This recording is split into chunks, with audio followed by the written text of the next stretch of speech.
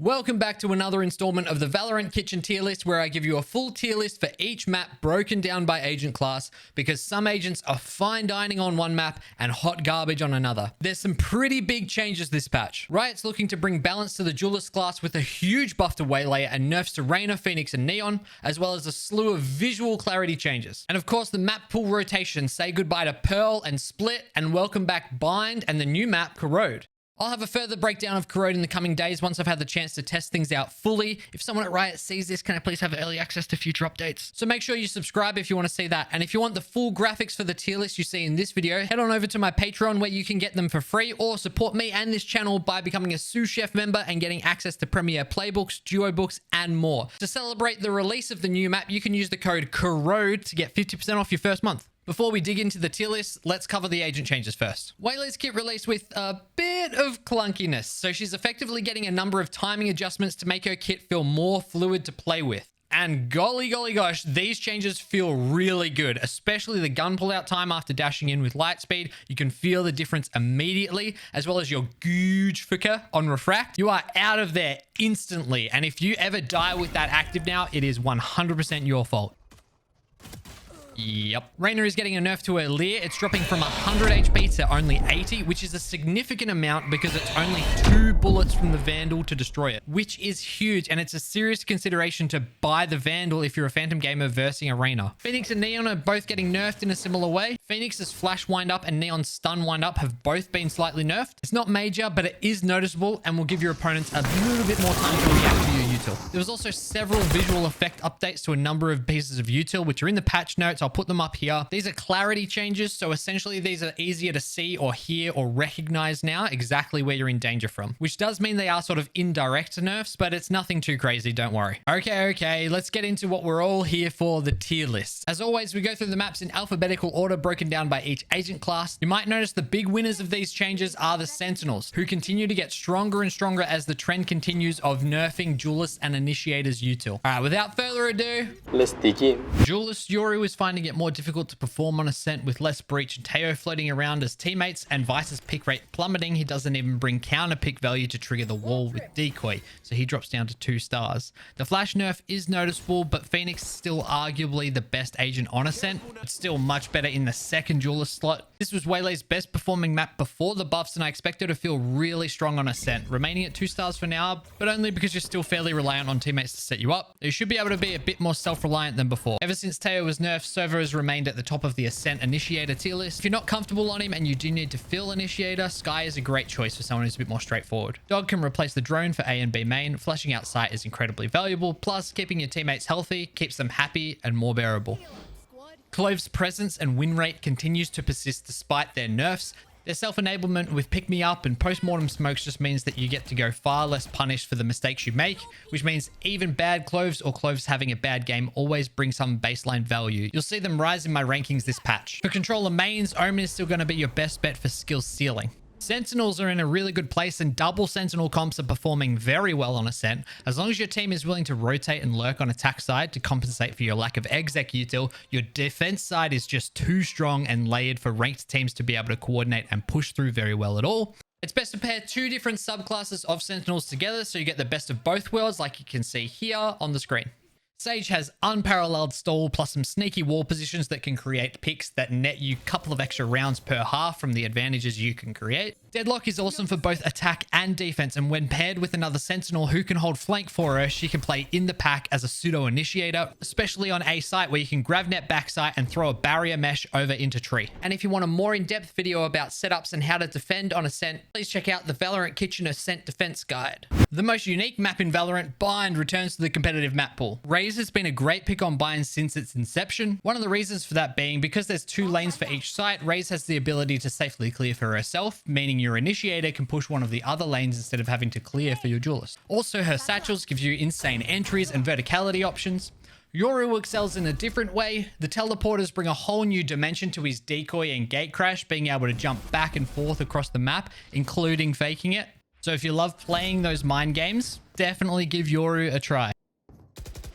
ISO brings unique strengths to the duelist class thanks to the linear nature of how you scale on Bind. Both undercut and contingency make pushing a breeze. Long lanes mean lots of snipers, and ISO can pop shield and swing to neutralize ops as well. Also, Waylay, similar to Yoru, can make unique use of the teleporters to have global impact and recall to safely. I'm excited to see how that plays out. Waylay's ability to entry on bind is pretty insane. When you're on defense, popping refract and going for a walk down one of the extremity lanes is going to be really, really nice. If your team doesn't have flashes and you need a solo initiator, you can't go past Sky. Especially when paired with Raze, you can curve deep flashes along Raze's satchel path and pop flash high for your team to exec. Trailblazer is the equal fastest and furthest drone along with Teo's stealth drone, and you can fully scale every lane on the map and then some with Trailblazer.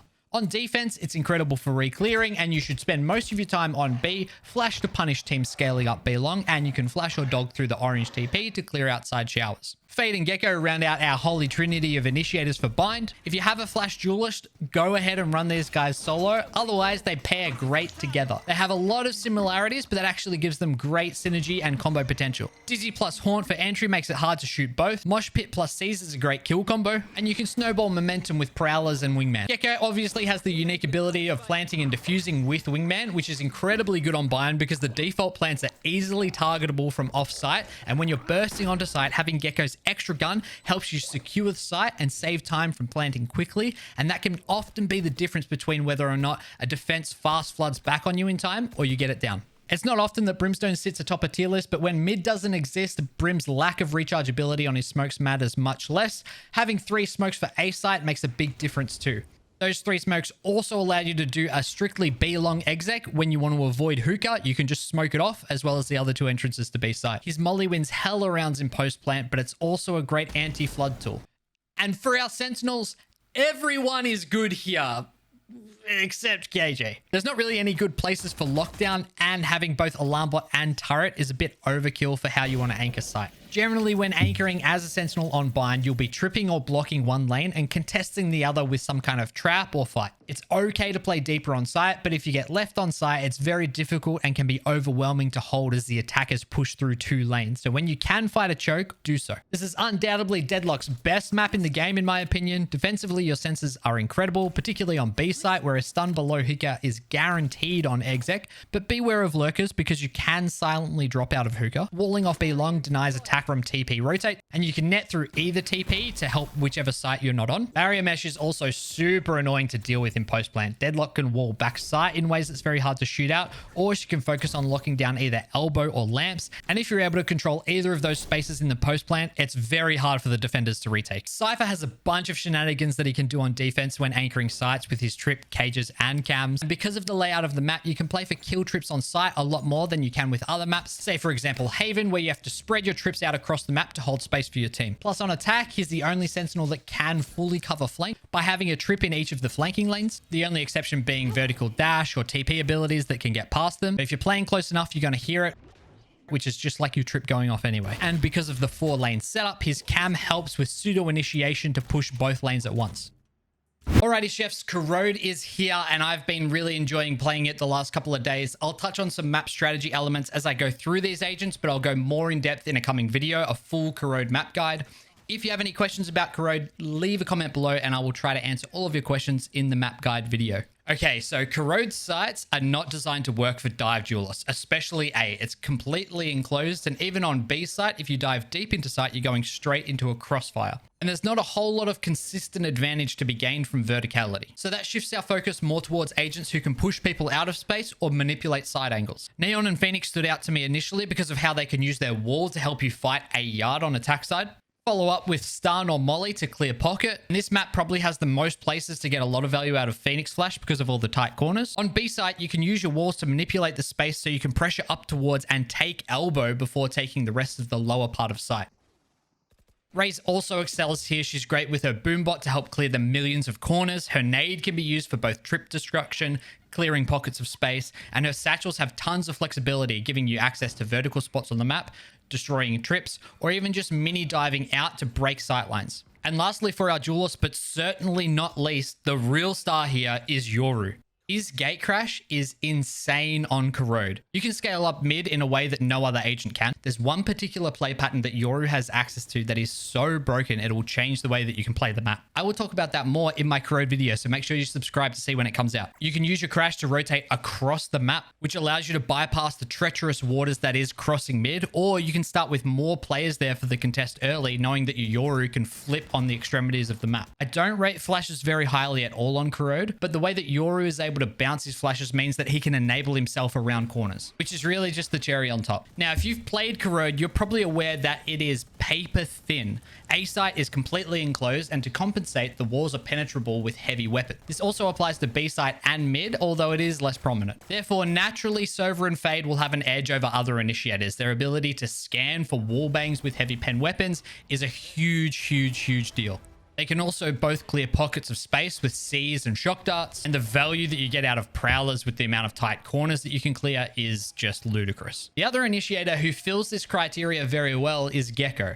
Moshpit goes hard in some of the bigger pockets of space, and you can constantly clear and re-clear with Dizzy and Wingman as a duo. A-site is very much a 2 to 3 stage assault, allowing you to push, collect your little bros, and then use them again in phase 2, phase 3 as you complete the site take. For controllers, Omen has some great playmaking potential. Attack-wise, there's not too many paranoia spots, but on defense, there's lots of good use cases. And just like Yoru, that TP creates a dimension of play for you that other agents simply don't have access to. However, Shrouded Step's range limitations are limiting in some spots. However, it is a very small investment in giving you access to a couple of the verticality spots that exist on the map. Now, this was unexpected to me, but I am really digging Brimstone on this map, particularly in a ranked environment. B-site has 3 entrances that you want to smoke off. Tick, tick, tick. Like, it's even awkward for Harbor to smoke all of those 3.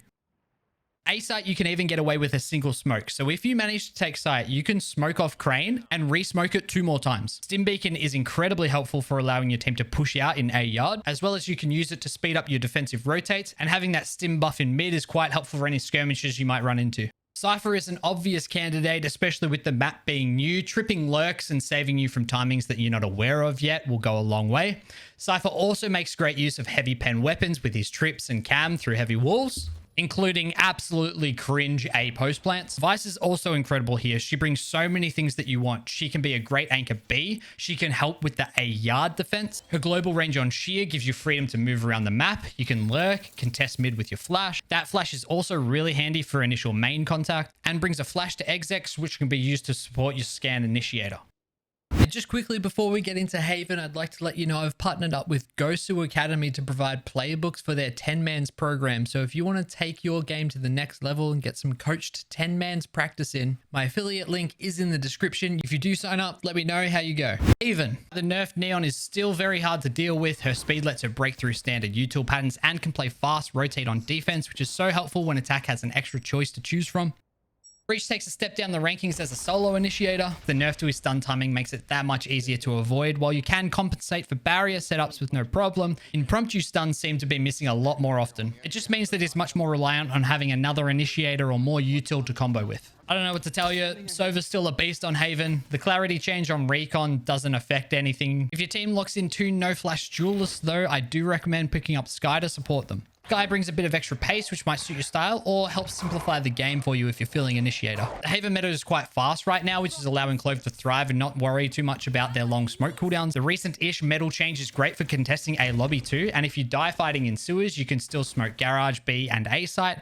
And if you're playing towards B, mid, and garage, you can still smoke all of C, B, and sewers when you're dead. Sounding like a broken record again, Omen is still the best controller on Haven by far if you know what you're doing. His access to verticality and his paranoia lines, I've said it before, I'll say it again, are just simply too good to ignore. Cypher and Killjoy are still the top dogs on Haven due to the amount of lanes. They have a much easier time covering flanks across the map, and both have ways of getting forward information in mid via cam and turret when you're on attack side. They both have the flexibility to set up as a full anchor on site as well, rather than playing for that spread information if your opponents are playing hard and fast. Killjoy's lockdown is often a free round, and it's often a free game if your opponent doesn't have a way to break Cypher trips. Haven is another great double senti map. Because of the 3 sites, it's really handy to have a second anchor on defense, and because there's 5 bloody lanes, it's easier to find gaps on attack. My recommendation for that flex senti is Sage. Great at defending all 3 sites, especially on A. She's super happy to invest util due to how committed attackers often are by the time they get to site. You get extra value out of your wall by throwing it long ways in some choke points, and there's plenty of playmaking potential for you thanks to the abundance of verticality on Haven that Sage Wall can combo with. Icebox. I should just put like a picture of a broken record on the screen because the Icebox meta isn't really changing much this patch, except for Waylay. Now, Icebox is Jet's playground. Her unparalleled access to verticality continues to be rewarding for her, especially with her synergy with Sova, who's also incredible on the map. But I am a huge believer in Waylay, especially as a complement to Jet, and the buffs this patch make her feel more fluid, more agile. On Icebox, it's especially going to give her more agency and make her less reliant on team support. Icebox is another map where flashes aren't necessary, but recons certainly are. Being able to clear all of the angles in the maze that is A site and B long puts Gecko and Sova at the top. Gecko's Dizzy is mainly here for its scan rather than its flash, although the way the mechanics of Dizzy works, that flash is better than a regular flash. Icebox is all about post plants and retakes. You want to get in and get out. Having Wingman take on the responsibility of getting plant down for you makes it so much easier for you to accomplish that, especially because there's a lot of high risk, high reward plant spots that you don't have to risk dying for to get there. Worst case scenario, Wingman goes down and you have to plant in the safer spot. I've said it before, I'll say it again. Just learn how to play Viper on Icebox. Oh, I released a Viper guide so you can learn how to play Viper on Icebox. Maybe go check that out after you've watched this video. Scroll down in the description, right click, open new tab so you don't forget. It's a Sage and KJ show on Icebox. This combo makes playing the map 100% easier, although it's hard to pull off when you have 3 insta-lock duelists. Sage has a lot of flexibility to play supportive, plant defuse assist, and also play Grimwall Battle Sage. On defense, KJ's in charge of mid.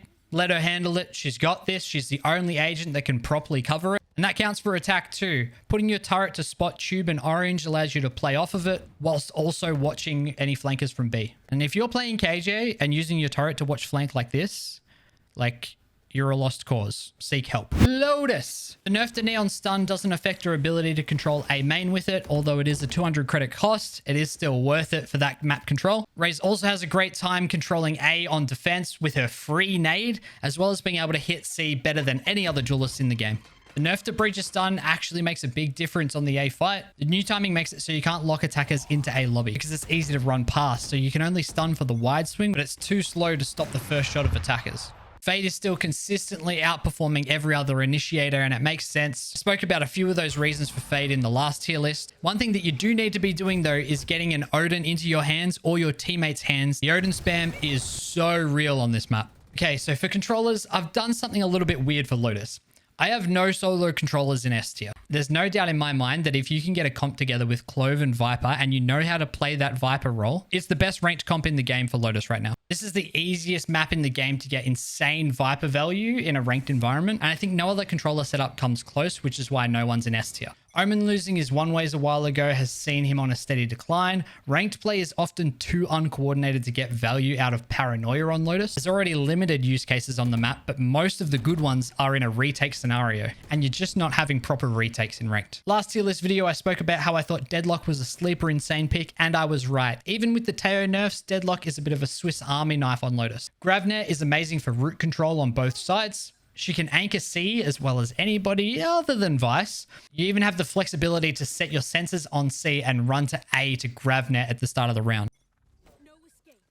Barrier Mesh is useful in many more places on Lotus than it is on other maps as well. Like this one here, which allows you to hold the door confidently without fear of a B main lurk timing, and you can even push out to peek B main with it this way. But KJ and Vice are still both best in class for the traditional flank watch and anchor style senti that you'll be familiar with. Vice provides better site anchoring and fighting in C Mound, whereas KJ provides better lurk and flank protection across B site as well as covering C.